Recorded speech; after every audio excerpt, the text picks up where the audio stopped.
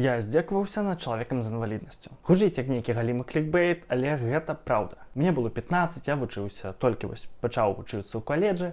У нашай групе быў хлопчык з вялікай колькасцю розных хвароб і з інваліднасцю. Яго хвароба была відавочная, і мой дурны 15гадовы мозг вырашыў, што гэта будзе смешна, жартаваць над гэтым. І вось зараз я здымаю гэтыя відосы, распавядаю вам пра каштоўнасць не толькі арганізацыі, але і сваі, і бачу неабходнасць распавесці, як было. Я ўжо распавядаў вам пра сваю гомафобію, пра сваю трансфобію, пра тое, што не люблю беларускую літаратуру, і вось яшчэ адна рэч, якую мне сорамна распавядаць вось так. Але я лічу, што гэта патрэбна.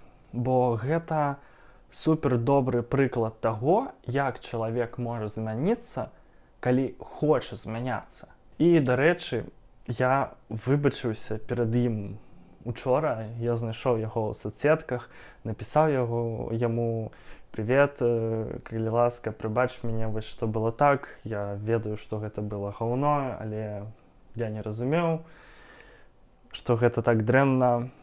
Ён мяне прыбачыў. І гэта паказвае, якое вялікае ў чалавека можа быць сэрца, і тое, што менавіта гэта вялікае сэрца натхняе на шлях да вялікіх зменаў.